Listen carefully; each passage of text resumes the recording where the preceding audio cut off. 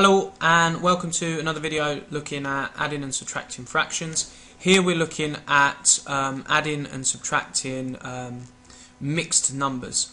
So mixed numbers are just where we've got a number with a fraction after it as well. So we've got 2.5 plus 1 3/5. Now there are kind of two different ways that we can do this. What I prefer to do is to turn each of these into a top-heavy fraction first. So if we turn 2 1/2 into a top-heavy fraction, that's going to give us 5/2. All that we're doing here to turn this into a top-heavy fraction is saying that we multiply the denominator of our mixed number by our number, so 2 multiplied by 2, then add the number on top. So 2 multiplied by 2 is 4. Add on the 1 gives us 5/2. The reason for this, if we just think about it very quickly, is that we could say that 1 is the same as 2/2. So if we've got 2, that means that 2 will be 2/2 plus 2/2, which gives us 4/2. And then we've actually got another half on top of that. We've got another half on top of that. So we've got a half plus the 4/2 in our 2, so we can say that it's the same as 5/2. The shortcut to do that is just doing 2 times by 2 and then add on the 1. So this one here will be 5 multiplied by 1, add on the 3, that gives us 8/5. So now we've got just a new sum, and we're just going to do exactly as we did in the previous video when we were just adding these together. So first step, find the lowest common multiple of the denominators. So the lowest common multiple of the denominators, 2 and 5, the lowest common multiple will be 10. Then what are we multiplying 2 by to reach 10? Well, we've multiplied 2 by 5, so we're also going to multiply this number on top by 5.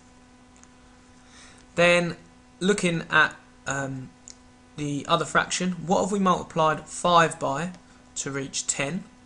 Well, we've simply multiplied 5 by 2, which means we're also going to multiply 8 by 2. So 8 multiplied by 2 gives us 16.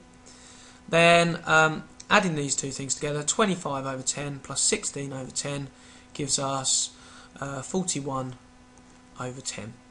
We could then convert that back into a mixed number. At the moment it's a top-heavy fraction, by asking ourselves this question. We've got 41/10. How many 10s fit into 41? Well, there are 4 10s in 41 with a remainder of 1, and we divided by 10. So it's 4 1/10. Next one, we've got 5.5 minus 2 1/3. So again, I don't know why I put that equal sign there. Again,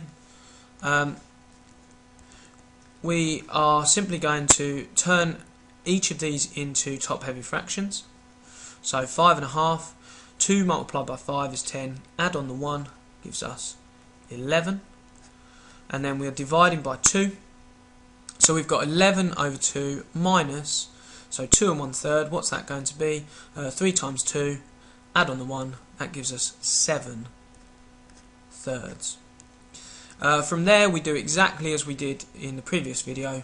Let's find the lowest common multiple and put that number on the bottom. So lowest common multiple of 2 and 3. The lowest number that is in both the 2 times table and the 3 times table is 6. Then what have we multiplied 2 by to reach 6? We've multiplied 2 by 3, so we need to multiply this number on top by 3 as well. So 11 times 3 gives us 33. Then looking at this other number here, what have we multiplied 3 by to reach 6? Well, we've multiplied 3 by 2, so we also have to multiply this number on top by 2. So 7 times 2 gives us 14. Then to find out our final answer, we would do 33 minus 14, and that would give us an answer of 19/6. We could then turn this into back into a mixed number.